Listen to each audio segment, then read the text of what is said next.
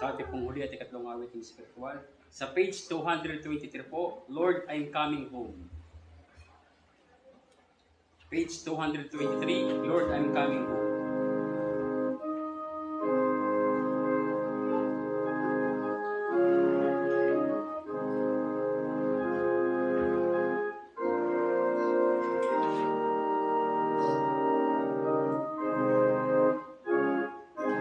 Lord, I'm coming home. Sing. I wandered far away from God. Now I'm coming home. The paths of sin too long I've trod. Lord, I'm coming home. Coming home, coming home, never more to roam. Open wide thine arms of love, Lord, I'm coming home. I've wasted many precious years. Now I'm coming home. I now repent with bitter tears. Lord, I'm coming home. Coming home, coming home, never more to roam. Open wide thine arms of love, Lord, I'm coming home. I'm tired of sin and straying, Lord. Now I'm coming home. I'll trust thy love, believe thy word. Lord, I'm coming home. Coming home, coming home, never more to roam. Open wide thine arms of love, Lord, I'm coming home. Last stanza. My soul is sick, my heart is sore. Now I'm coming home. My strength renew, my hope restore. Lord, I'm coming home. Coming home, coming home, never more to roam. Open wide thine arms of love, Lord, I'm coming home.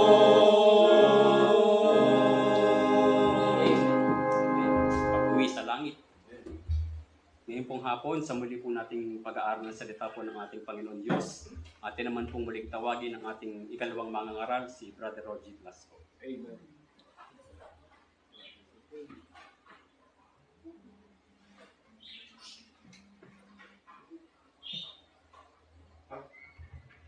Sa pong mabiyaya at mapagpalang hapon sa lahat. Amen. Ito po natin ang ating mga Bible sa John chapter 10.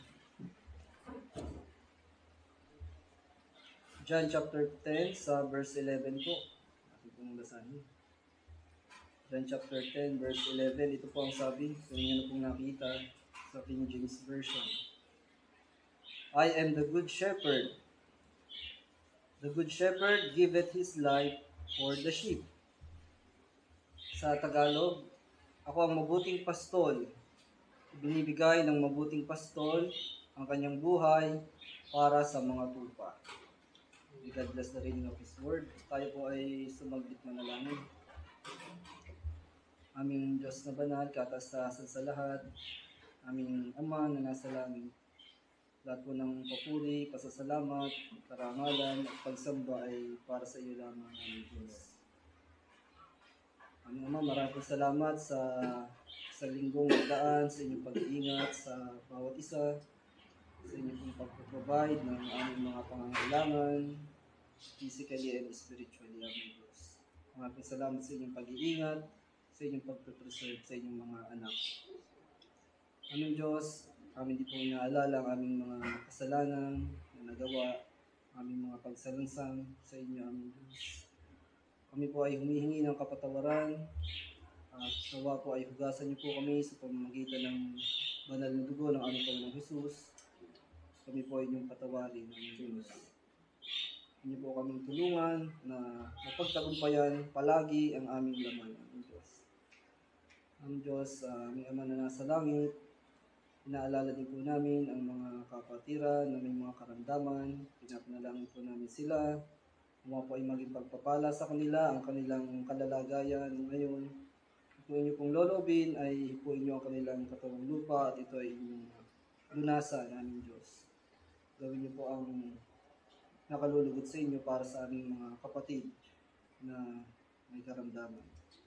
Aming Diyos, ngayon pong hapon ay ihanda niyo po ang bawat isa, ang aming mga puso at isipan upang tanggapin ng may kagalakan ang inyong mensahe ngayong hapon. Nawa po ay maging pagpapala ito sa lahat ng kapatiran at gayon din sa mga taong nakakapakinig na wala pa po sa aming Panginoong Hesus. At gabayan niyo po nawa ang bawat isa at turuan ngayong hapon, aming Diyos. Hindi po, ito po ang aming dalangin sa pangalan lamang po ng aming Panginoong Hesus at tagapagligtas. Amen. Amen. Makakapo na po ang lahat. So ito po yung ating pagpapatuloy ng Doctrine of Grace doon po sa limited atonement or particular redemption. Tayo po ay nasa part 4 na. So magbibigay po tayo ng kaunting baliktanaw sa ating nakaraang mahalagang pag-aaral ng isang linggo. So kung inyo pong natandaan ay ang ating pong naging tanong doon ay, from whom did Christ die? So doon po sa ating unang dalawang punto, yung number 1 po ay Christ died for many, at yung pangalawa naman po ay Christ died for His friends. So, i-recall ko na lang po yung mga verses, kahit hindi na po natin basahin. Isang mabilis lang po na pagbasa para po ma-refresh po ang ating mga kaisipan. So, yung pong number 1 natin doon ay Christ died for many. So, sinimulan po natin yun sa Isaiah chapter 53 sa verses 11 and 12 na doon natin mababasa yung justify many. So, yun po, yun yung gagawing sakripisyo ng Messiah sa Isaiah chapter 53. Then, doon po sa Matthew chapter 20, verse 28, yung a ransom for many. So, ayun po, Christ died for many. So, ayan po yung ating mga verses. Then, doon sa Matthew chapter 26, verse 28, ayan naman po yung kung saan nabubo ang dugo ng Panginoong Hesus. Sabi po dyan, which is shed for many, for the remission of sins. So, para dun sa many. And then, dun sa ikalawang point po natin, Christ died for His friends. So, nagbigay tayo ng example kung sino ba yung sinasabi ng Biblia na kaibigan ng Diyos. So, nakita natin doon ay si Abraham. Doon sa 2 Chronicles chapter 20, verse 7, Abraham, thy friend forever. Tapos doon sa isa pang verse, patungkol kay Abraham, ayun sa James chapter 2, verse 23. And he was called the friend of God. And then, yung last verse natin doon, yung verse kung saan sinabi ng Panginoon na iaalay niya ang buhay niya para sa kanyang mga kaibigan. Doon yun sa John chapter 15, sa verse 13 and 14. Ye are my friends if you do whatsoever I command you. At nagbigay din tayo doon ng isang example doon sa sabi nga natin, madaling i-assume na kaibigan ka ng Diyos. Kagaya din sa aking example, yung dati kong isa sa dati kong pastor, doon sa dati kong church yun. So gusto niya ay ilalagay sa kanyang lapida daw ay a friend of Jesus. So naipaliwanag na natin yan. So madaling i-assume na kaibigan ka ng Panginoong Jesus, pero hindi ka naman sumusunod sa turo. So ngayon, sa continuation po ng ating mahalagang pag-aaral dito sa part 4, ito na po yung number 3. For whom did Christ die? Ang sabi ng Bible, sabi ng Scriptures, Christ died for His people. So yan na po yung pangatlo nating punto. Christ died for His people. Buksan natin ang ating mga Bible sa Isaiah chapter 53 ulit. Bilang patutunayan natin. So ito ay patungkol sa particular redemption, mga kapatid. So ito yung isa sa particular group of people kung saan namatay ang Panginoong Jesus. Kung para kanino. Isaiah 53 sa verse 8. So ito sabi, Isaiah 53 verse 8, He was taken from prison and from judgment. And who shall declare His generation? For He was cut off out of the land of the living. For the transgression of my people was He stricken. Ang sabi dyan ay para sa kanyang people. So, magbigay pa ulit tayo ng verses pa. Basahin na muna natin lahat yung verses regarding dyan. Next verse natin ay yung Matthew chapter 1. Yan. Biblical hindi para sa lahat ng tao. May specific lang. Sabi naman dito ay para sa kanyang bayan sa Tagalog. My people. Matthew chapter 1. Sa verse 21. Ito sabi, And she shall bring forth a son, so ito si Mary, and thou shalt call his name Jesus, or Jesus, for he shall save his people from their sins. So again, hindi lahat ng tao, ang binabanggit dito, para daw kanino? For he shall save his people from their sins. So another verse, last two verses para dito sa puntong ito. Sa Luke chapter 1 verse 68. Luke 1 verse 68. Yan, basahin natin para makita nyo na talagang yun ang sinasabi ng Biblia. Luke chapter 1 verse 68. Blessed be the Lord God of Israel, for He had visited and redeemed His people. Napakalinaw. Redeemed His people. Hindi sinabing everyone, Hindi sinabing all people, His people. So may specific group,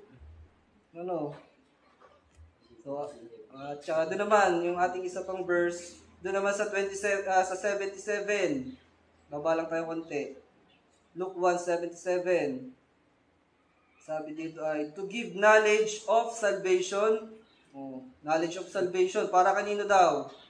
Unto His people. By the remission of their sins.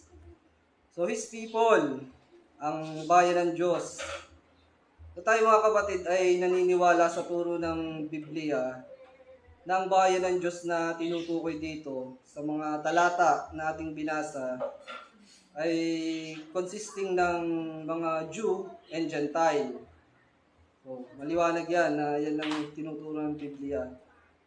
A particular group of people from different races o iba't ibang lahi, mga iba-ibang lahi ng mga elect.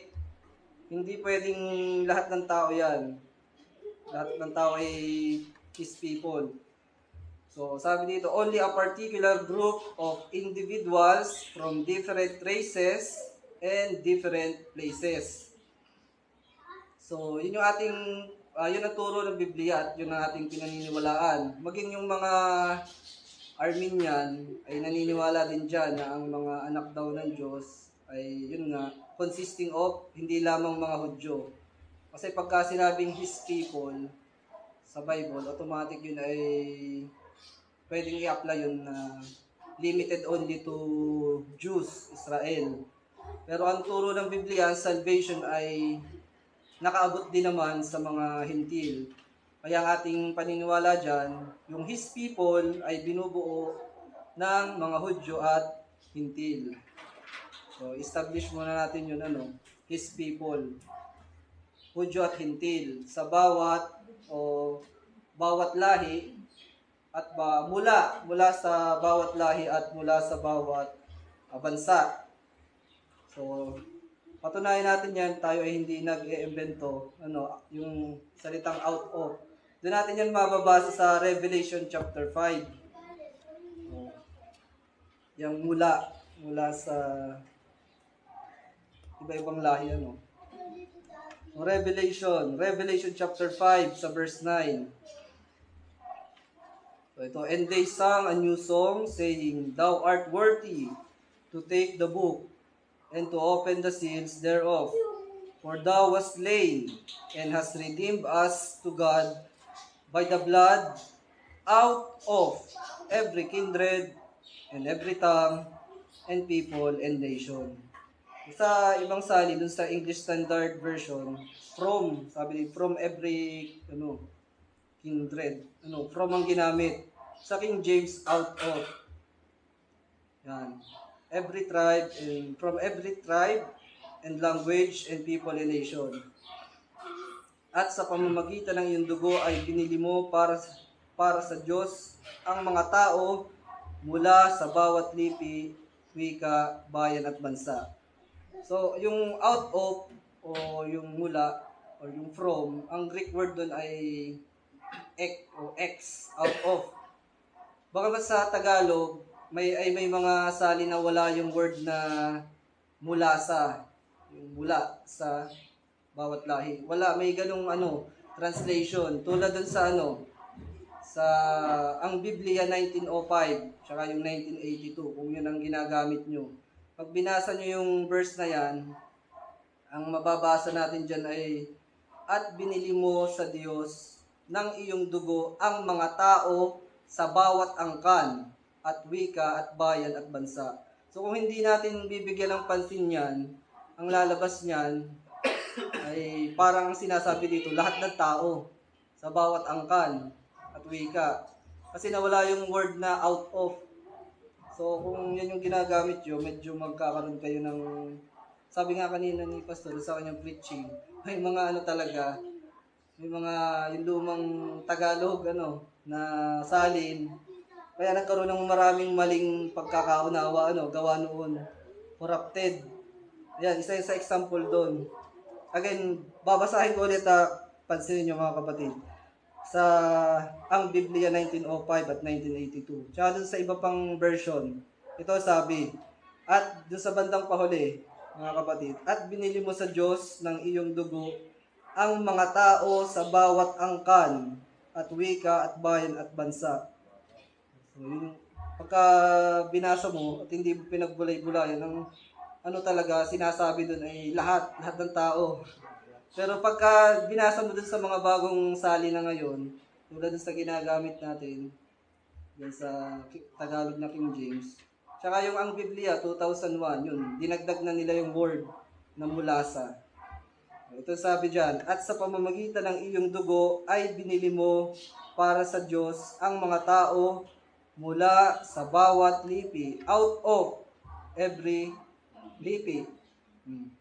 Mula sa bawat lipi, wika, bayan at bansa. So, naging mas malinaw. Ang sabi nga natin, specific o particular group of people lamang. So, dito sa ating third point, Christ died for His people. So, binasa natin, yung mga talata na nagsasabi na ang Panginoong Jesus ay para lamang dun sa kanyang people. sa kanyang bayan, His people. So, tatanungin ulit natin yung mga nagsasabing ang Panginoong Hesus daw ay namatay para sa lahat ng tao. So, paano natin ipapaliwanag yung mga verses na iyan? For His people. Christ died for His people. Paano nyo ipapaliwanag yan? Hindi naman sinabing every people. Napakaliwanag, hindi lahat ng tao. So, again, punta na tayo sa ika-4 na punto. Ito, dito ako mas nagbulay-bulay dito sa ika-4 na punto, mga kapatid. So, ang point ko doon sa ika-3 punto natin ay specific pa rin talaga ang tinuturo ng Biblia. Christ died for His people, hindi sa lahat ng tao. So, dito sa ika-4 na punto natin, ay ito, dito talagang magiging mas malinaw. Sa ating fourth point, mga kapatid, ika-4 na punto, ay for whom did Christ die? Christ died for His sheep. So ito yung ating teksto sa John 10, verse 11. Basahin ulit natin. I am the good shepherd. The good shepherd giveth his life for the sheep.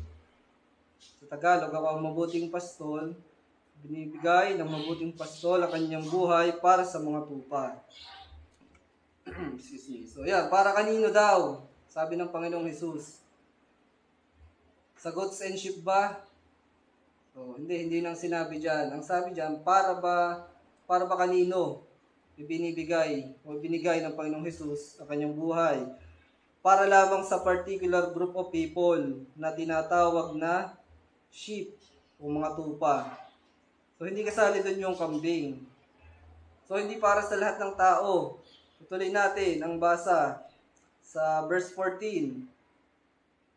I am the good shepherd and know my sheep, and am known of mine. So, sabi dyan, kilala, I know my sheep. So, kung sino bang tatanggap sa Panginoong Hesus? Yung labang nakikilala niya daw. So, nung bang namatay ang Panginoong Hesus, hindi niya alam kung sino yung tatanggap sa kanya. Yung sabi nila, kahit sino na lang. Kasi nga, namatay ang Panginoong Hesus, kung sino na lang tatanggap. Kasi yung turo nila pagka hindi mo tinanggap, hindi ka daw tupa. So, bahala na, kahit sino na lang. Pero ang linaw dyan sa verse 14, ang sabi, I am the good shepherd and know my sheep. Alam ng Panginoon, ng Panginoong Hesus, kung sino yung kanyang tupa. Meron siyang specific target kung sino pag-aalayan ng kanyang buhay. Yan. Sa Tagalog, at nakikilala ko ang sariling akin. So, napakalinaw, hindi bahala na. So, mali yung kanilang turong yun. So, alam ng Panginoon kung para kanino niya ginawa yung sakripisyo. Para lamang dun sa particular group of people na tinatawag na sheep. Tuloy natin ang basa sa verse 15. As the Father knoweth me, even so know I the Father, and I lay down my life for the sheep. Ano daw sabi ng Panginoong Hesus na gagawin niya? I lay down my life. Sabi diyan, para ba yan sa lahat ng tao? Sabi niya, sheep and goats ba ang sinabi ng Panginoong Hesus diyan? Sabi niya, I lay down my life for the sheep. At binibigay ko ang aking buhay para sa mga tupa. O, tupa lang, particular, mga sheep. O, sabi natin doon kanina, sa isang punto, His people. So, Hudyo lang ba yun? Di ba sabi natin hindi? Hindi lang Hudyo ang tinutukoy doon na sheep. Hudyo at Hintil yun. So, anong patunay natin doon? Tutuloy natin ang basa sa verse 16. Kasi sabi natin, His people ay consisting of Jew and Gentile. So ito yung pinaka-cross reference natin dyan na Hindi, pagka sinabing sheep, hindi lang Hudyo. Ito, verse 16. And other sheep I have, which are not of this fold. Them also I must bring, and they shall hear my voice, and there shall be one fold, and one shepherd. So yun, consistent ang aral, nakita natin dito sa verse 16, talagang hindi lamang yung sheep na, hindi lang Israel, pati din daw yung other sheep na which are not of this fold. So, consistent ang turo ng Panginoong Jesus. Consistent ang aral ng Bible. Yung His people na consisting of a particular group of people from different races, from different places, sabi nga natin, ano yun, Hudyo at Hintil. Sabi naman dito ng Panginoong Jesus sa verse 16, sheep. Sheep pa rin, hindi goat, hindi naging goat, sheep pa rin ang tawag, pero not of this fold. So meaning Gentiles nga. Pero ang distinction, sheep pa rin, hindi naging goat. So, ibig ba sabihin doon, lahat ba ng tao yun? O syempre, napakalinaw, hindi lahat ng tao ang tinutukoy dyan. Na pag-aalayan o pinag-alayan ng Panginoong Hesus ng kanyang buhay. So, pero may nagsasabi pa rin at nagtuturo na para daw sa lahat ng tao ang ginawang sakripisyo ng Panginoong Hesus. Mismo ang Panginoong Hesus na ang nagsasalita dyan sa mga verses o sa mga talata na ating binasa. Pero may hindi pa rin talaga naniniwala. So ang ipinipilit ay yung kanilang sariling aral o doktrina. At yun nga sasabihin pa, demonic doctrine daw yung ating tinuturo. So kung maalala nyo yung nagkomento sa ikapapahamak daw natin yun. Pero Panginoong Hesus na nagtuturo nun. Kasi kung ang Bible mo ay yung red letter, makikita mo kulay red yun, yung mga binasang nating talata dun sa John. So ibig mo sabihin yung tinuturo ng Panginoong Hesus patungkol dun sa mga sheep na pag-aalayan niya ng buhay niya ay demonic. Yun ba ibig mo sabihin?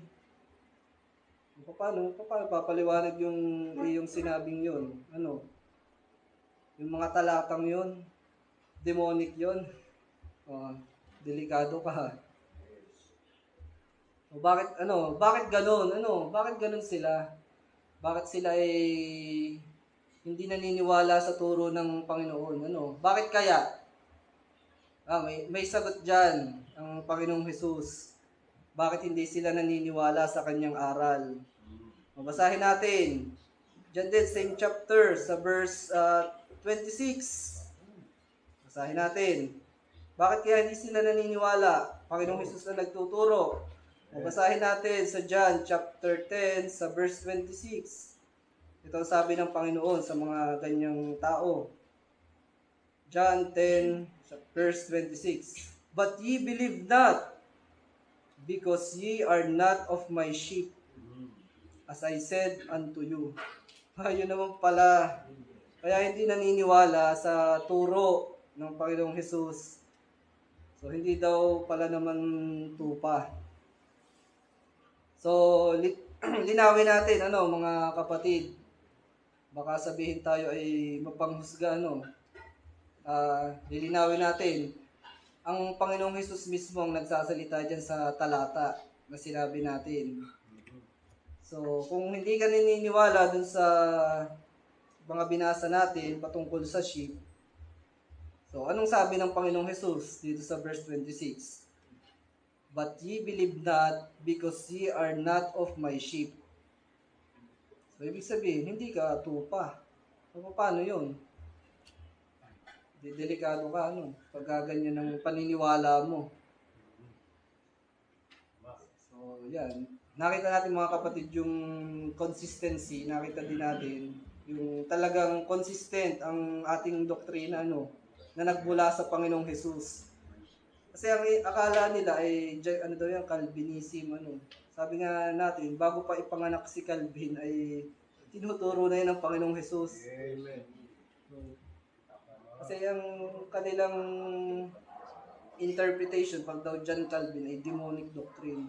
Samantalang yung tinuturo doon na kung tawagin ay tulip, sa atin, tawag natin dyan ay doctrine of grace, ay ano daw, demonic.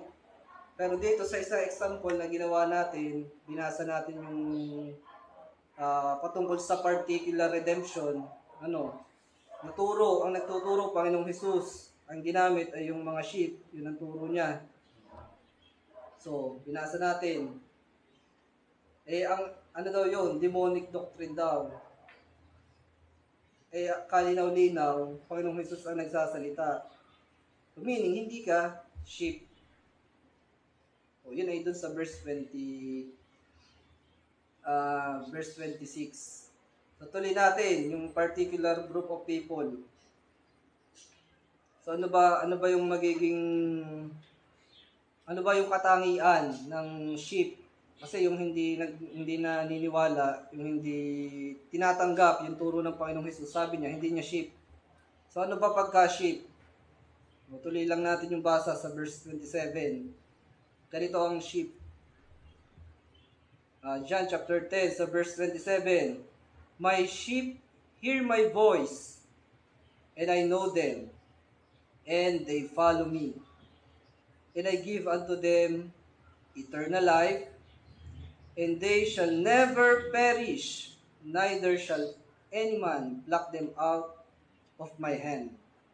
Yun. So, ang sheep daw ay nakikinig sa tinig ng Panginoong Hesus, sa verse 27. So, dito sa verse 27, mga kapatid, kung inyo ding matatandaan, yung nakaraang point nga natin last week, yung Christ died for His friends. Kung saan inialay ng Panginoon ang kanyang buhay, sabi, para sa kanyang mga kaibigan. So, ang talata natin doon ay yung John chapter 15, verse 13 and 14. Atin lang ikumpara yung verses. Basahin natin yun. John chapter 15, verse 13. Ihahambing natin dito sa verse 27 ng John chapter 10. So, John 15, verse 13. Greater love had no man than this, that a man lay down his life for his friends. 14. Ye are my friends, if ye do whatsoever I command you. So, nakita natin dito na very specific lamang talaga yung magbe-benefit sa ginawa ng Panginoong Hesus dito sa John chapter 15 na tinawag niyang friends, kaibigan ng Panginoon. Yung particular group of people na target niya ay yun daw yung ye are my friends if you do whatsoever I command you. Yun daw yung makakasunod, yun daw yung sumusunod. Yung kanyang friends. Dito naman sa pinag-aaral natin ngayon, dito sa John chapter 10, I laid down my life for the sheep. So, specific pa rin, dun sa chapter 15, friends. So, hindi lahat ng tao. Dito sa chapter 10, sabi ay, sheep, I lay down my life for the sheep. So, consistent talaga yung turo ng Panginoong Hesus, never niya sinabi na para sa lahat ng tao. Laging meron siyang specific group of people na binabanggit. So, dito sa verse 27, my sheep hear my voice and I know them, and they follow me. Sumusunod, yung sheep lang ang dumidinig sa tinig ng Panginoon, at sila lamang ang makakasunod sa Panginoong Hesus. So, compare din natin yan dun sa John chapter 15, sa verse 14. Ye are my friends if you do whatsoever I command you. So, yung pagsunod dun sa whatsoever, na sinasabi ng Panginoon na I command you, yung sheep ang makakasunod doon. Kasi sabi, my sheep hear my voice. Pinapakinggan yung tinuturo ng Panginoong Hesus. And they follow me. Meaning, whatsoever Jesus commands or Jesus tell them, they will follow. So, consistent talaga, no? Kung inyong mapapansin, kung kayo hindi nalilito dun sa aking pagkaka-compare, ano? Specific lang talaga na tao yung makakasunod. So, very clear na ang makakasunod lang talaga ay kung ikaw ay sheep at kung ikaw ay considered as friend ni Jesus Christ. Sila lang yung makakasunod. Kasi sheep nga sila. My sheep hear my voice and I know them and they follow me. Sila lang yung maniniwala sa mga turo at aral ng Panginoong Hesus. So kung hindi naniniwala ang isang tao sa sinasabi o itinuturong aral ng Panginoong Hesus, edi syempre hindi yun makakasunod kasi hindi naniniwala eh. Pag hindi ka naniniwala, hindi ka susunod. For example, bumabagsak ang isang eroplano. May inabot sa yung parachute. Suot mo, tsaka ka tumalon para hindi ka mamatay. Binigay sa'yo ng flight attendant, ano? Kung hindi ka maniniwala na yung parachute ay makakapagligtas sa iyo, hindi mo yun isusuot. Hindi ka naniniwala doon sa sinabi nung nagsasabi sa'yo eh. Tatalon ka na lang basta o hintayin mo na lang bumagsak. So, patay ka. Pero dahil nga naniniwala ka doon sa nagsabi sa iyo, na isuot mo to, tsaka ka tumalon. So, pag pinaniwalaan yun, syempre mabubuhay ka. Kasi ang parachute ay makakapagligtas sa'yo. Same din yan sa Panginoong Hesus. Na sinabi niya ang makakasunod lang ay mga sheep at yung ikaw ay kaibigan niya kung magagawa mo, kung ginagawa mo lahat ng kanyang kinocommand. May sabi, ang makakagawa lang, ang na-follow lang ay sheep. So dapat sheep ka. So, pagka sinabi ng Panginoong Jesus na siya ay namatay lamang para sa sheep, hindi sa lahat ng tao, maniwala ka. Kasi pagka hindi ka naniwala, ang sabi ng Panginoong Jesus, sa verse 26 ng chapter 10, "Ye believe not, because ye are not my sheep." Ano, hindi ka sheep. So very clear. Kung kayo hindi nalilito sa aking pagkaka-deliver, ano, pagpasensyahan nyo na. Medyo puyat pa. Yan. So, paano makakasunod kung hindi naman sheep?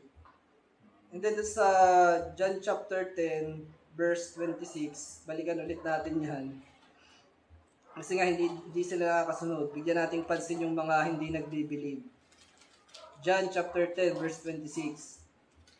Basahin ko ulit. "But ye believe not, because ye are not of my sheep, as I said unto you." So, hindi tupa kasi hindi naniniwala. Yun na nga, hindi friend pagka ganun. Hindi makakasunod. Ang napakasimpleng, kumbaga, kahit daan mo sa logic. Sabi ng Panginoon, "You believe, but ye believe not." So, hindi ka naniniwala sa tinuturo niya, sa doktrina niya. So, hindi ka sheep because ye are not of my sheep. So, anong implication? Anong ibig sabihin nun? Ikaw ay kambing. So, binibigyan lang natin ng diin na kaya natin binasa ulit yung verse 26 para malinaw. Hindi yung sasabihin ay demonic doctrine. Ang sabi naman sa iyo ng Panginoon, hindi kanya tupa. Yun ang babalik natin sa nagsasabing ganyan. So, sino kayang mapapahamak sa atin? Sino kaya? Kung sabi mo kasi, ipapahamak lang namin ang aming mga sarili dito sa doktrina ng particular redemption. May sagot pala sa iyo ang Panginoong Jesus. Ayan, basahin mo. Pagbulay-bulayan mo yan. John chapter 10, verse 26. Tingnan mo, baka i-review mo yung pananampalataya. Right. So, ayan. Tuloy ulit natin yung paghahambing, mga kapatid. Doon sa John chapter 10, doon sa verse 27. Yan. I-compare naman din natin yan doon sa ano. Ay, hindi pala. Yung next natin i-compare ay yung sa verse 28.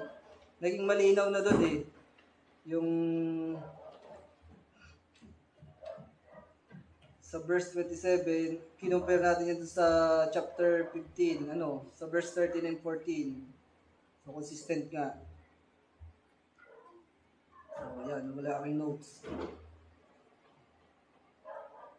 Yun. So, doon na tayo sa ibibigay. Ano bang ibibigay dun sa sheep? Ano bang makukuha? Di ba, naihambing na natin yung 27. So, yung verse 28 naman, basahin ulit natin. And I give unto them eternal life, and they shall never perish, Amen. neither shall any man pluck them out of my hand.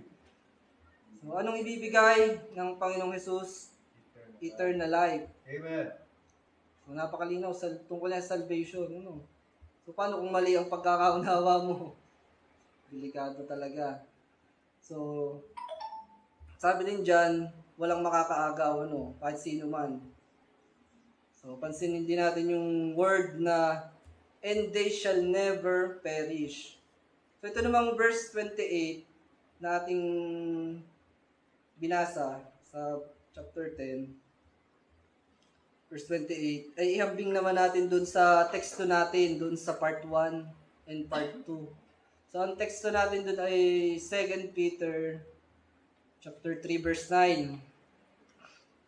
Yun, dun tayo nasabihan ng demonic doctrine. Ihambing natin yun, yung turo ng Panginoong Jesus sa itinuturo ni Apostol Pedro.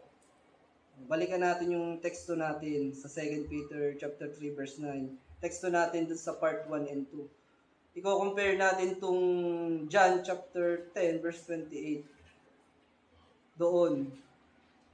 Di ba sabi nung andon, ayon dun sa nagkomento, ayaw daw mag-perish ng Diyos ang lahat. Kasi basahin natin yun, 2 Peter chapter 3, verse 9. The Lord is not slack concerning His promise, and some men count slackness, but is long-suffering to usward. Pinaliwanag na natin yan kung sino yung usward or us. Not willing that any should perish. Ayun. Sabi niya, sa paliwanag niya dyan, at syempre ng mga Armenian, not willing daw ang Diyos na any should perish. Lahat daw ng tao, ayaw daw ng Diyos na mag-perish. Yun ay ayon sa kanila. Pero kung i-compare natin dun sa sinabi ng Panginoong Jesus, dun sa John chapter 10, verse 28, pagpasensya na, pabalik-balik tayo. Compare natin. Ayan. Dun sa 10, verse 28, sino ba yung hindi magpe-perish na binanggit? Doon sa John chapter 10, verse 28, sabi yun, they shall never perish. So, sino yun? Kung babalikan natin yung mga nasa itaas na verses, itong pinag-aaralan natin, tinutukoy doon ay sheep. So,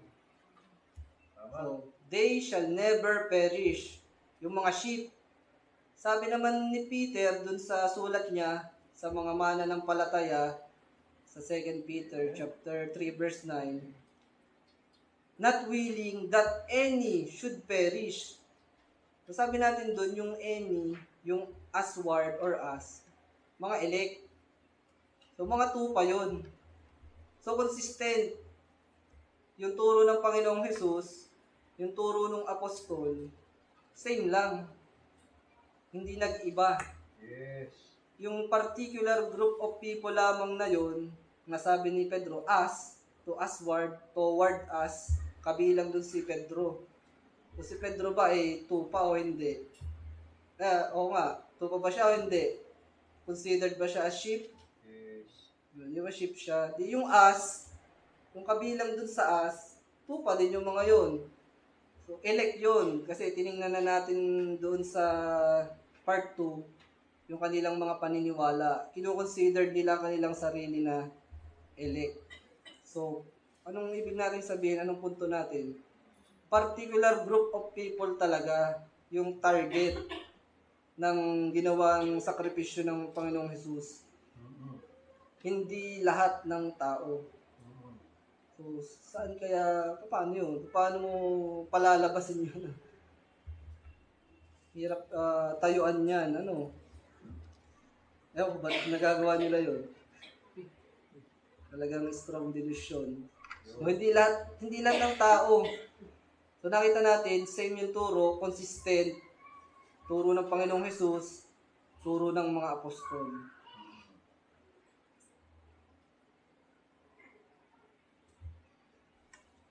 Yun na nga, pagka sinabing demonic doctrine, ang babanggain mo ay hindi yung aming doktrina, ano.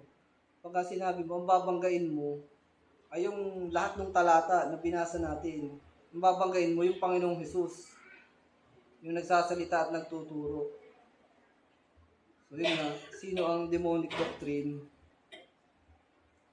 Ikaw yun. But ye believe not, because ye are not of my sheep. Yan o, pinarekta na. Tumbok. Chapter 8, verse 47. You are of your father, the devil. Yan, titingnan natin yan, John chapter 8, Pag-ayo sa truth. verse 27. 47. Verse 47, John chapter 8, verse 47. So, kung ikaw ay ye believe not, because ye are not of my sheep, tanong natin, ano ka kaya? So, ito sagot pa. Sagot dyan. John chapter 8, verse 47. He that is of God, heareth God's words. Ye sheep, ye therefore hear them not, because ye are not of God. Wala. Malinaw. Hindi ka sa Diyos. Nakatakot yan. Pag hindi sa Diyos, kanino? Pagka hindi sa Diyos, kanino yon? Kanino ka kaya? Diablo. Sa Diablo. Ayan, goat ka. Ayan, sa Diablo. Kayo, isama niyo Diablo. So yan, yung ating for whom did Christ die? Christ died for His sheep. So bago tayo pupunta sa susunod nating punto, mas bigyan pa natin ng distinction muna yung sheep. Ano, balikan natin. At yung goats. Kasi nga, kung hindi ka sa Diyos, hindi syempre, hindi ka sheep, hindi goats ka. So tanong natin sa mga nagsasabi na namatay ba ang Panginoong Hesus para daw sa lahat ng tao. So namatay din ba ang Panginoong Hesus para sa mga kambing? Saan natin yung mababasa? Di ba wala? Sa sheep lang talaga. So, basahin natin yung distinction ng goats at sheep para hindi mo masabing lahat ng tao. May distinction, sheep and goats. Sheep lang daw ang shall never perish. So, tingnan natin yung distinction. Ito yung judgment of the nations. Bago tayo pumunta sa susunod na punto. Sa Matthew chapter 25. So, pakita lang natin na may distinction talaga. Isa lang dyan ang pwede mong kalagyan. Walang gitna dyan. Pwedeng sheep, pwedeng goat. So, ito. Matthew chapter 25. Simulan natin sa verse 31. Sabi, when the Son of Man shall come in His glory, and all the holy angels with Him, then shall He sit upon the throne of His glory. 32. And before Him shall be gathered all nations, and He shall separate them one from another, as the shepherd divided his sheep from the goats. So malinaw ang distinction. May sheep at may goats. May tupa at may kambing. Tuloy natin ang basa. 33. And he shall set the sheep on his right hand, but the goats on the left. So, ang tupa, sinabi natin, ay sa kanan.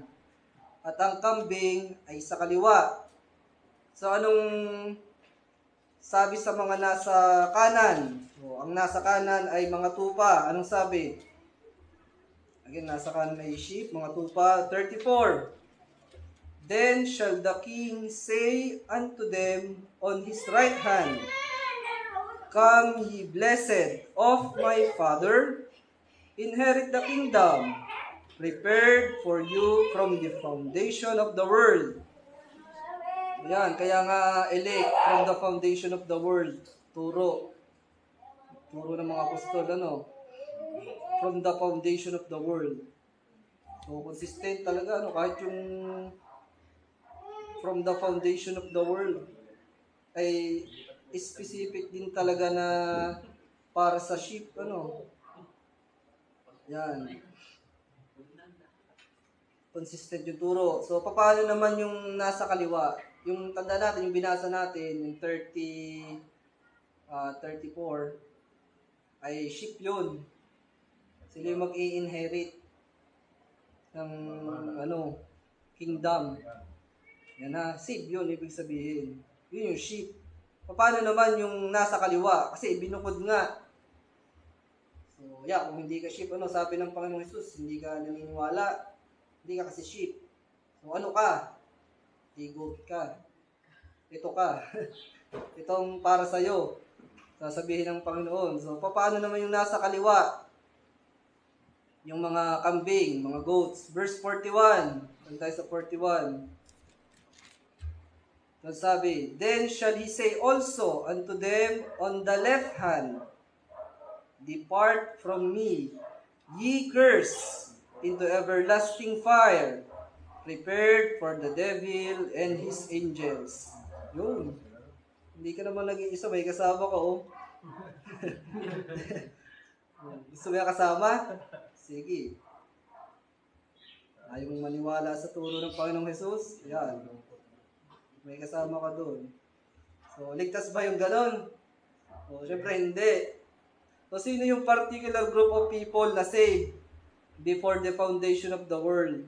O, sheep, elect. Sabihin na lang, wala dyan yung salitang elect. Hindi yun ang, huwag mong palipitin ang aking salita. Yeah. For whom did Christ die? Christ died for His sheep. His sheep ay God's elect. So, punta na tayo sa sunod nating punto. For whom did Christ die? Christ died for the elect. Yun. Romans chapter 8. Basahin natin. Simulan natin sa Romans chapter 8. Christ died for the elect. Basahin ko sa Tagalog. Romans chapter 8 sa verse 32. Siya na hindi ipinagkait ang kanyang sariling anak, kundi ibinigay dahil sa ating lahat. Ating lahat. Lahat na yan ng tao. Tuloy natin, bakit hindi naman ibibigay sa atin ng walang bayad ang lahat ng mga bagay? So, ibinigay dahil sa ating lahat. So, yun ba lahat ng tao? Ang ibig sabihin dyan? Ni Pablo? So, tuloy natin, basahin natin sa English. He that spared not his own son, but delivered him up for us all. For us all. How shall he not with him also freely give us all things? So yung for us all daw dyan, na sabi ni Paul, ang sinasabi ba dyan ni Paul ay lahat ng tao? Binasahan sa English, So bigyan natin ng pansin yung mga kapatid yung word na us. So kabilang si Pablo doon, for us all. Meaning siya at yung lahat ng mga mananampalataya sa Roma ang tinutukoy. Si Pablo at yung iglesia na nasa Roma. Si Pablo at yung mga sinulatan niya, yung kausap niya. Kaya for us all, lahat na ng taong interpretasyon na ganyan hindi. So for us all, yung iglesia na nasa Roma. So hindi lahat ng tao. Particular lamang yung sinasabi Pablo, mga elect. So paano natin nasabi ng mga elect? O sino ba yung us na kabilang doon si Pablo? Tuloy lang natin ang basa sa verse 33. Who shall lay anything to the charge of God's elect? It is God that justifieth. So for whom did Christ die? Christ died for the elect. Kasi yun ang sabi dun dun sa verse, verse 32. He that spared not his own son, but delivered him up for us all. Amen. Christ died for the elect. Sabi dun sa verse 33, who shall lay anything to the charge of God's elect? It is God that justifieth. Romans chapter 8, verse 32 and 33. Amen. So, turo talaga yan ng mga apostol, ano? Kanina, tingnan natin yung kay Peter. Dito naman, si Pablo naman nagtuturo. So, pati pa yung ibang mga sulat ni Pablo, ay talagang sila'y naniniwala na sila'y mga elect. Meron silang doktrina o aral patungkol dyan sa mga elect. Yan yung paniniwala ng mga mananampalataya during that time, yung mga early churches, that Christ died for His elect. Yan, tingnan natin sa sa bilang patunay, doon sa sulat ni Pablo sa Efeso, Ephesians chapter 1. Di ba sabi natin yung turo before the foundation of the world. So ito, Ephesians chapter 1, verse 4. According as He had chosen us in Him before the foundation of the world. Amen. Yan, no? Had chosen us in Him before the foundation of the world, that we should be holy and without blame before Him in love. So, basahin natin yung talent tayo sa verse 7. Anong nakuha nung mga yan, nasa verse 4, yung chosen from before the foundation of the world. Ito, sa verse 7, basahin natin, itong nakantan. In whom, verse 7, in whom we have redemption through His blood, the forgiveness of sins, according to the riches of His grace. Amen. So yun, yung blood. Pagka tinutukoy yung through His blood, yan yung pinag-alayan ng buhay ng Panginoong Jesus. So Christ died for the elect, God's elect. Consistent ng turo. Tsaka kung yung aalalahanin dun sa part 2 natin, inisa-isa natin yung mga churches na sinusulatan ng mga apostol. Lahat sila naniniwala na sila elect. Yes. Hindi pa nga natin ginamit dun yung Romans. Tinignan natin yung iba pa. Kung paano yan, turo na yan ng dati pa. Bakit ngayon? Iba na. Ba't mas madami na ngayong against dyan? Ano kaya nangyari? Gawain ng kaaway. Pati yung true church may nakakapasok na rin yung tears among the wheat. Yeah. Talaga Sabi dyan sa sulat ni Pablo sa mga taga-Efeso, sila ay chosen before the foundation of the world.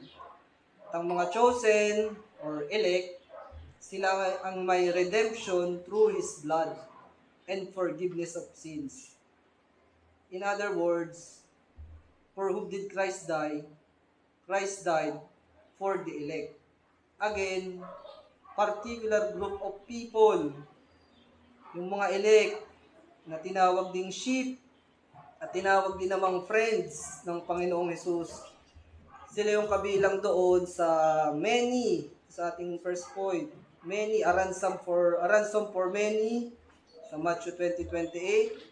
At yung blood ng Panginoong Jesus was shed for many for the remission of sins. Sila yon sa Matthew 26 verse 28.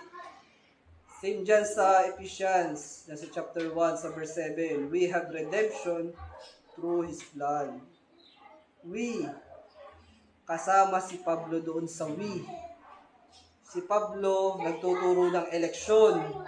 Amen. So hindi ka pwedeng maki-identify doon sa we kung hindi ka naman naniniwala sa doktrina ng eleksyon Right. at particular redemption. Right. Mahirap yun. Nakikiwi ka lang. Akala mo lang yun. Tears. Tears talaga. Again, for whom did Christ die? Christ died for the elect. So yung aral o doktrina naman na itinuturo ng mga apostol ay galing din naman yun sa Panginoon. Hindi sila nag-invento. Kasi kita naman natin, turo din talaga ng Panginoong Jesus sa John chapter 10. Specific, particular, yung grupo ng tao lamang. Tapos di ka naniniwala, So, hindi ka naniniwala. Di ba apostol na nagturo noon, tapos hindi mo pinaniwalaan. Ipinanalangin din yun ng Panginoong Jesus yung patungkol dun sa mga maniniwala, sa mga pagtuturo ng mga apostol. Saan natin mababasa dun sa prayer ng Panginoong Jesus sa John chapter 17? Tingnan natin, kasi turo ng Panginoong Jesus, tapos turo din ng apostol. Kaya tinuturo ng mga apostol sa mga churches. Kaya pinanalangin yun ng Panginoong Jesus, yung pagtuturong yun ng mga apostol, yung mga sasabihin nila. So ito, John chapter 17 sa verse 20. John chapter 17, verse 20, itong sabi, "Neither pray I for this alone, but for them also which shall believe on me through their word."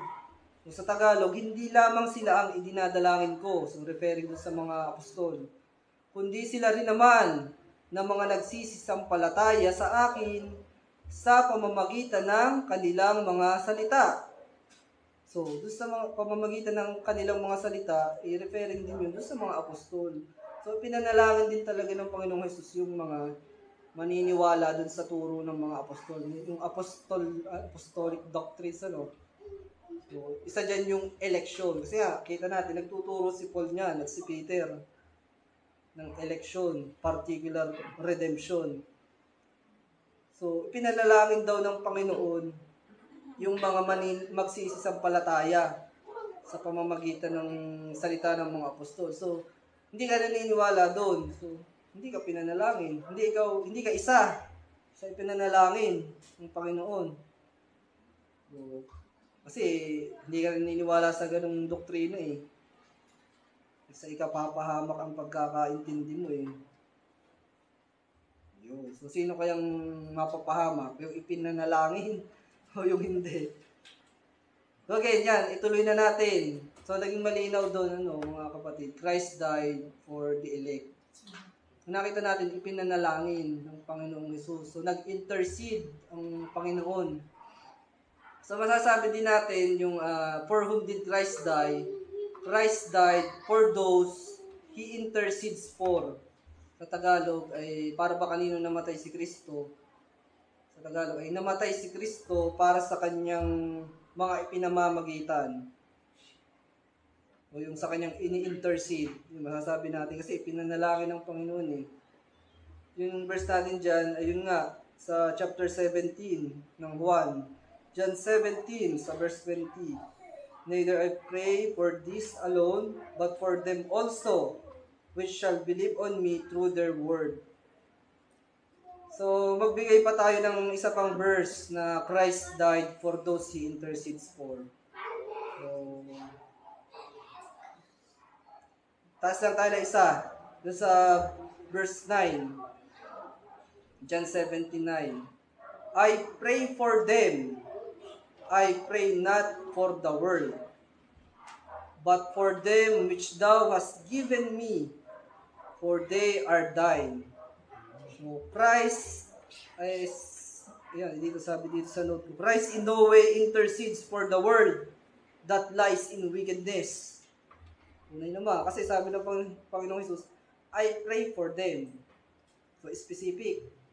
Them. Sino kaya yung them? I pray not for the world. So, nakabukod talaga. May particular group. Sino ba yun? "But for them which thou hast given me." So, yung palang mga ibinigay ng Ama sa Anak.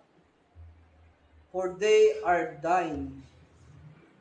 Idinadalangin ko sila, hindi ang sanglibutan ang idinadalangin ko, kundi yaong mga sa akin ay ibinigay mo, sapagkat sila sa iyo. Amen. Hindi daw yung sanglibutan. Paano yung John 3:16? "For God so loved the world, that He gave His only begotten Son." Ay di ibig sabihin lang kung ang pagkakaintindi mo ay yung word doon, ay lahat ng tao, ay di doon ka magpo-fall doon sa part na mali ang pagkaunawa mo. Kasi hindi uubra yun. Ang tinutukoy doon ay world of believers yun. dun sa ating binanggit, Jews and Gentiles. Kasi pag sinabing world, pagka nagsalita yung Hudyo, kabilang na dun yung Gentile. Napag-aralan din natin dito, yung His people, consisting of Jews and Gentile. So again, Christ died for, dun sa kanyang mga ipinamamagitan, intercedes for. So ang verse natin dun ay yung John 17:9, tsaka yung John 17:20.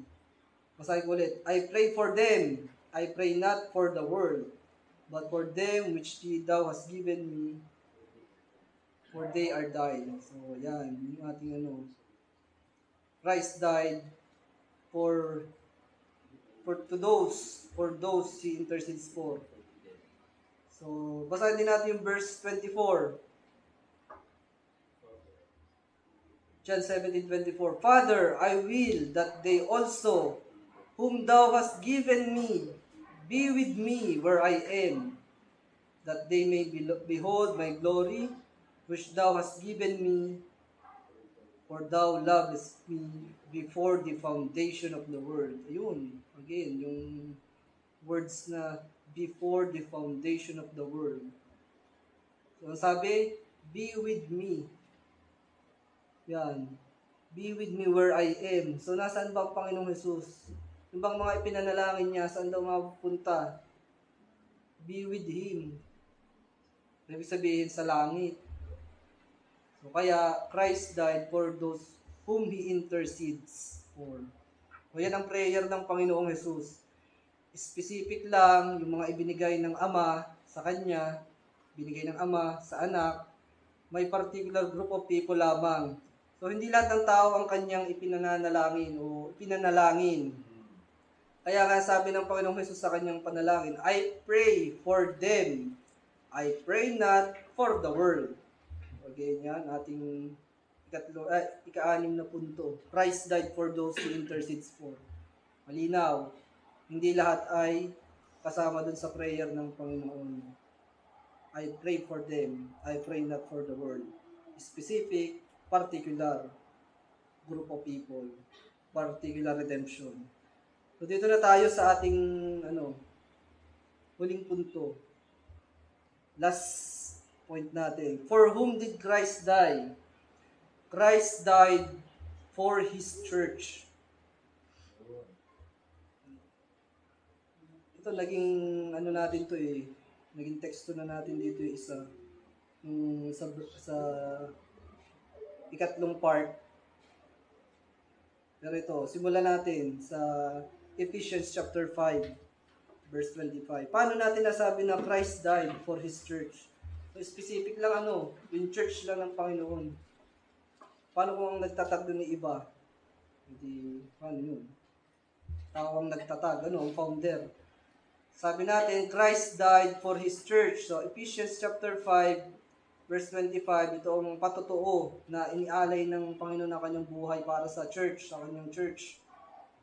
Ephesians chapter 5, verse 25, Husbands, love your wives, even as Christ also loved the church, and gave Himself for it.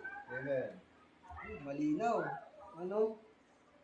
Para kanino namatay ang Panginoong Jesus? Para sa kanyang iglesia. Basahin natin sa Tagalog. Mga lalaki, ibigin ninyo yung inyong asawa, gaya naman ni Kristo na umibig sa iglesia at ibinigay ang kanyang sarili dahil sa kanya, para sa kanya, and gave Himself for it. So, aling iglesia ba ang tinutukoy dyan? Kasi madaming iglesia. Yung bang iglesia na patulis ang bubong? Yung bang iglesia na may kampana? Ito ba yung church na si Kristo daw ay maliit na Diyos? Hindi daw almighty, mighty lang daw? Yung ba yung church na yon? Yung ba yung tinutukoy dyan?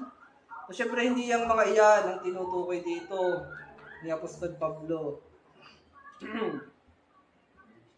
So, anong church yung sinasabi dito o tinutukoy? Even as Christ also loved the church and gave Himself for it. So, sino bang nagtatag nun? Sino bang, anong church yun?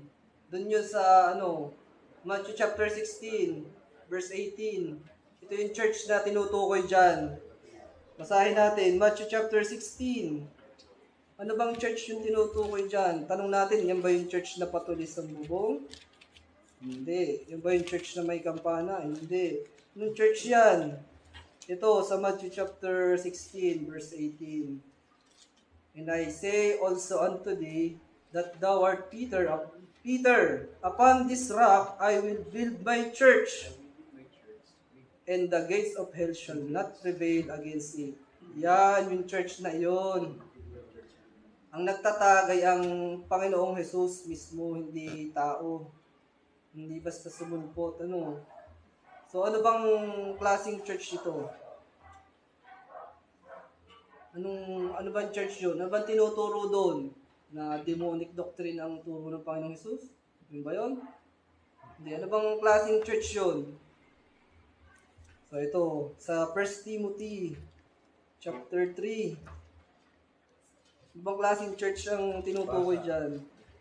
Basa. Sa 1 Timothy chapter 3, verse 15. But if I tarry long, that thou mayest know how thou oughtest to behave thyself in the house of God. So, ano yung house, ano yung church? Which is the church of the living God, the pillar and ground of the truth.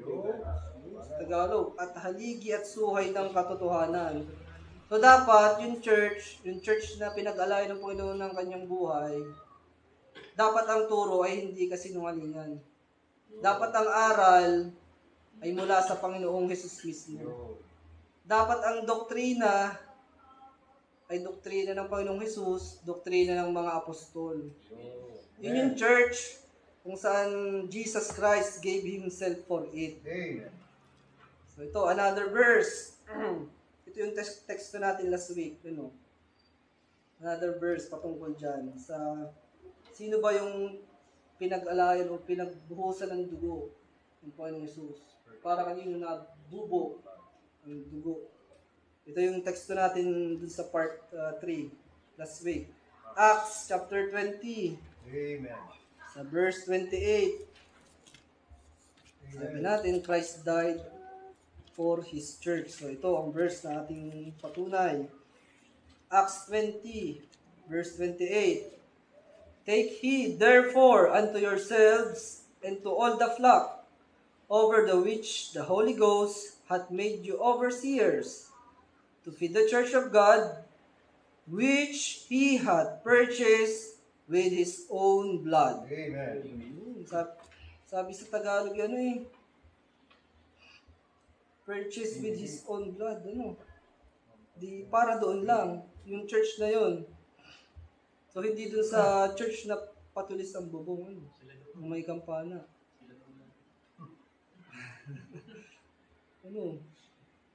So, sabi sa Tagalog na binili niya ng kanyang sariling dugo. So, for whom did Christ die? Christ died for His church. So, hindi lahat na nagsasabi na, ito, atin lang linawin, hindi lahat ng nagsasabi na simbahan daw ng Panginoon ay kabilang doon sa binili niya ng kanyang sariling dugo. Mag-iingat ang bawat isa. Dahil ang tunay na iglesia ng Panginoon ay haligi at suhay ng katotohanan. Kung ang isang iglesia ay nagtuturo ng laban or against sa sa mga katuruan mismo ng Panginoong Hesus, ibig natin sabihin doon, pagka ang isang church ay iba sa turo ng Panginoong Hesus at ng mga apostol, For example, tulad nung namatay ang Panginoong Hesus para daw sa lahat ng tao. Malinaw, against, iba. So, isa lang yung patunay na hindi yun ang iglesia na tinutukoy dito, na pinag-alayan ng Panginoong Hesus ng kanyang buhay. So, kasi hindi niya tinuro yun Kung kaninong turo yun, kanila lang yun. Doctrine of men. Doktrina ng tao. Para pampadami ng miyembro, Again, kung ang isang church ay nagtuturo ng salungat sa turo o aral ng Panginoong Hesus, so wala yan sa katotohanan. Kasi salungat sa Panginoong Hesus eh. Hindi yan yung the Church of the Living God, the pillar and the ground of the truth. Kasi pag salungat sa Panginoong Hesus, ang Panginoong Hesus ang truth eh. Hindi lies yan. O suriin ng bawat isa ng mga tao na nagre-reject o nag-o-oppose sa doktrina ng election at particular redemption. Suriin nila ang kanilang mga pananampalataya, kanilang mga paniniwala. Baka kayo ay nadaya lamang. So, delikado ka kapag mali ang kaalaman mo, lalo na yung kaalaman patungkol sa salvation. So, kapag ba mali ang pagkakaalam, tatama, pagkasilang, kaya nga mali, hindi tama. For example nga natin, yung parachute, mali ang pagkakaunawa mo, hindi ka naniwala doon, hindi mo ginamit. Maliligtas yun? Siyempre, hindi. Same sense. Kung mali ang pagkakaunawa mo sa salvation, tama kaya salvation mo? So, pag-isipan natin yan, pagbulay-bulayan natin yan, manalangin sa Diyos. Panalangin mo na maunawaan mo. Kasi pagka you believe not talaga hindi ka daw shit talaga, sabi ng Panginoon Jesus. Christ died for many, for His friends, for His people, for His sheep, for His church, for His elect. Specific lamang.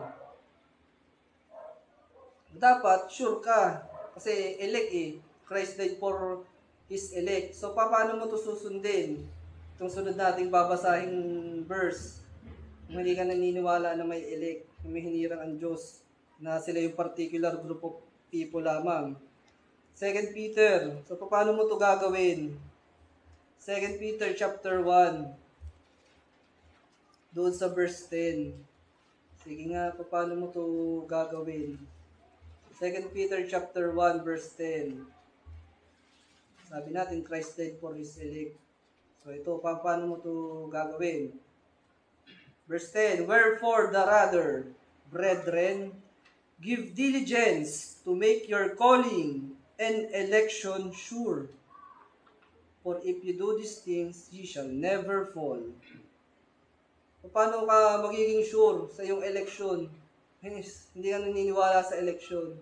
Sabi nga isang pastor, ako lang ang ligtas na hindi elect. Matindi. Paano nangyari yun, Paano susundin to? Pastor ka, make your calling. Hindi, sure siya, pastor siya, yung calling niya. Paano yung election mo? Make your calling and election sure. Hindi ka naniniwala na elect na walang elect. Ito mo, error. Yeah, so, mga aral yun, naturo yun ng Panginoong Jesus mismo yung election, yung particular redemption. Bagamat yung ginagamit nating term ay particular redemption, wala yun sa Bible. Siyempre, pagka ganun ang ginawa mo, dun ka sumuot sa argumentong yun. So ito, paano yung Trinity? Wala din yung word na yun sa Bible. Ibig ko sabihin, mali din yun. Hindi obra yun. May mga nakausap na tayong ganyan ng atake. Wala naman daw yung ganong word. Hindi yun. Term niya na ginagamit para maunawaan kung anong tinuturo. Kung anong doktrina. Yan. Ito, dapat ay paniwalaan nga natin yung turo ng Panginoong Hesus, hindi dapat i-reject. So ito, yung paulit-ulit nating binabasa, paulit-ulit nating binibigyan ng diin. So maraming nagsasabi na tinanggap daw nila ang Panginoong Hesus. Pero yung aral o yung turo ng Panginoong Hesus, hindi nila tinatanggap, nire-reject sa madaling sabi. So ito, paulit-ulit natin sinasabi, katumbas ng hindi pagtanggap sa mga salita o aral ng Panginoong Hesus ang pag-reject sa Kanya. Again, katumbas nung hindi pagtanggap dun sa Kanyang mga salita, ang katumbas nun ay pag-reject sa Kanya. So akala mo, sarili mo, sa isip mo, ay talagang tinanggap mo na si Kristo. Kasi pinatanggap ka. Pinatawag sa una. Nag-forward ka, pinilit ka, hindi pala, pinatanggap ka. So, akala mo lang yun. Kasi nga, tulad niyan, yung turo sa John chapter 10 tungkol sa sheep, nireject. Nireject mo yung sinasabi ng Panginoong Jesus. Katumbas doon ay pag-reject mismo sa Kanya. Katumbas doon yung hindi pagtanggap sa Kanya. So, saan natin yun mababasa? So, lagi natin ito binabasa. Dito tayo magtapos. Mga kapatid. Bilang patunay dyan na sinasabi, Kristiyano, tagasunod ng Panginoong Jesus. Ayan, yung turo, yung preaching kanina ni Pastor, madaming Kristiyano daw. Ilan yung bilang? Ang dami. Kaso, hindi naman naniniwala di sa tinuturo mismo. Yung kanilang sinasabing pinaniniwalaan nila. John chapter 12, verse 48. Ito yung patunay na ang katumbas ng pag-reject sa kanyang mga salita, sa kanyang mga turo, sa kanyang words, nireject mo na rin katumbas ng pag-reject sa Panginoong Jesus. John chapter 12, verse 48. Lagi natin itong binabasa. He that rejected me and received not my words hath one that judgeth him. The word that I have spoken, the same shall judge him in the last day. Sabi diyan, yung hindi nag-receive sa words ng Panginoong Jesus ay he that rejected me. So, hindi natin pwedeng ihiwalay ang Panginoong Jesus sa kanyang mga aral o doktrina. Kung anong turo ng Panginoon Jesus, paniwalaan mo, gawin mo, mag-abide. Mag-abide tayo sa kanyang doktrina. Our last verse, 2 John sa verse 9. Sabi natin, ang turo ng Panginoong Jesus, paniwalaan mo, gawin mo, mag-abide ka. Ito, 2 John sa verse 9. Whosoever transgresseth and abideth not in the doctrine of Christ hath not God. Yun daw mga hindi nag-a-abide sa doktrina ng Panginoong Jesus. Hath not God. Yan yung kambing. Ano naman yung tupa? He that abideth in the doctrine of Christ. Naniniwala sa turo ng Panginoong Jesus. Sa mga doktrina. He had both the Father and the Son. Sabi mo, tinanggap mo ang Panginoong Jesus. Pero you abideth not. Anong sabi ng talata? Hath not God. Wala talaga sa iyo yung Diyos. Kala mo tinanggap mo ang Panginoong Jesus. So again, i-review natin ang ating pananampalataya, mga kapatid, mga tagapakinig. Ang goal natin, kaya bakit natin yung mensahe natin patungkol dito sa particular redemption. Nilinaw lang natin mga kapatid na biblical at saka Panginoong Jesus mismo ang nagtuturo. Hindi ito ating sariling turo, hindi ito turo ni John Calvin. Sabi nga natin, bago pa ipanganak yung si John Calvin, yan na yung turo ng Panginoong Jesus. Turo na yun ng mga apostol. So, pagka ang isang tao ay nagsabi na against John, nire-reject yan, sabi ng Panginoong Jesus ay hindi ka daw tupa. So, delikado ka. You are not of my sheep. So, manalangin ka. Ang goal natin dito ay para maliwanagan din kayo. Baka sakali, kung tupa nga kayo ng Panginoong Jesus, sabi nga ay rebuke them sharply that they may be sound in the faith. Yun yung purpose dito, sa mga kapatiran para tumatag sa doktrina. Sa mga against, yun, that you may be sound in the faith. So, gusto din namin kayong makaunawa kung kayo nga ay isa sa kanyang mga tupa, isa kayo sa kanyang sheep, isa kayo sa elect, at kayo ay makasama din sa kanyang tunay na iglesia, sa kanyang church na pinag-alayan niya ng kanyang buhay. Diyan po tayo nagtatapos. Tingin ko po meron pa tayong part 5 pag niloob ng Panginoon. Pagka hindi ay didiretso na tayo dun sa next na doctrine natin, yung Irresistible Grace. Yun. So, may God bless the message in our hearts. Tayo po ay lumuhod at manalangin.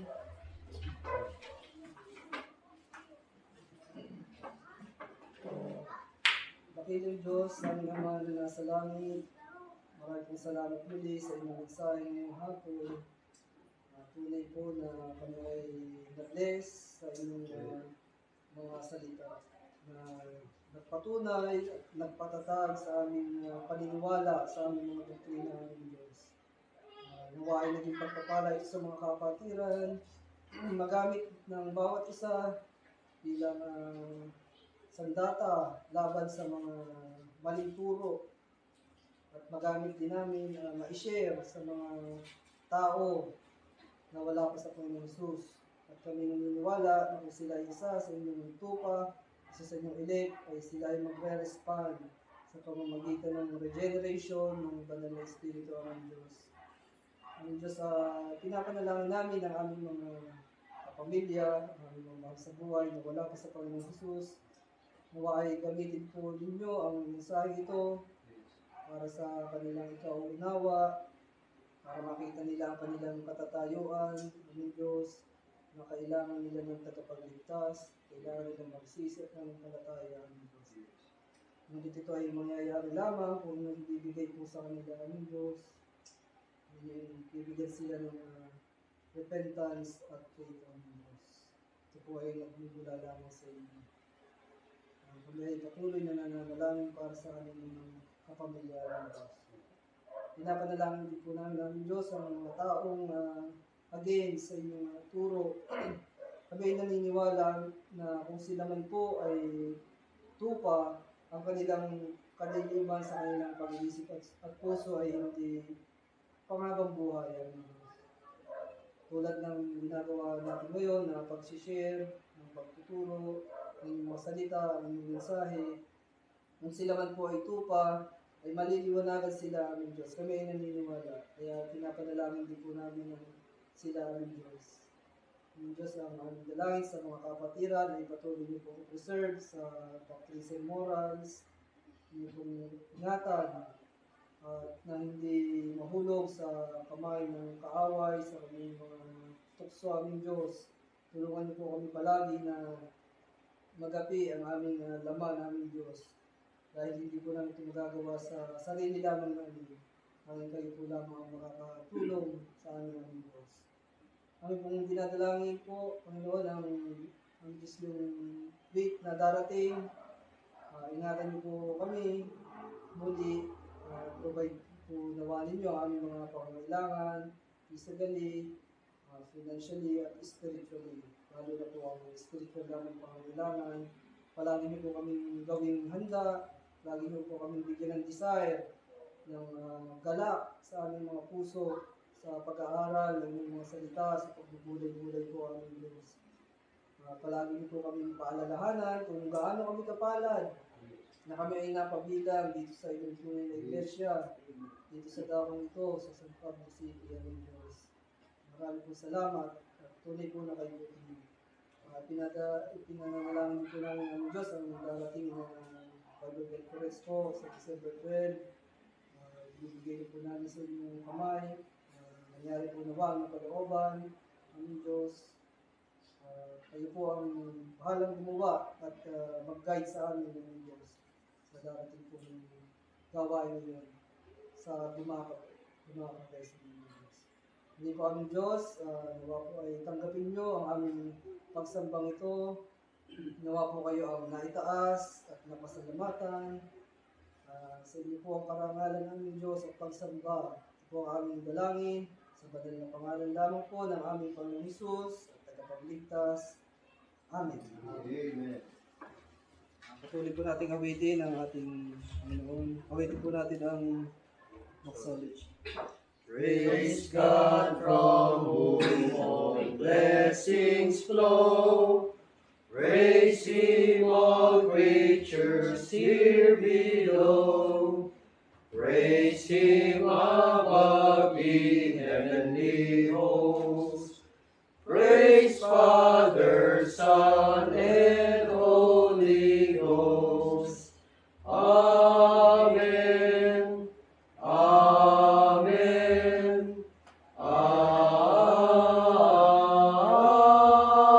Amen. Po, maraming salamat sa lahat. God bless po.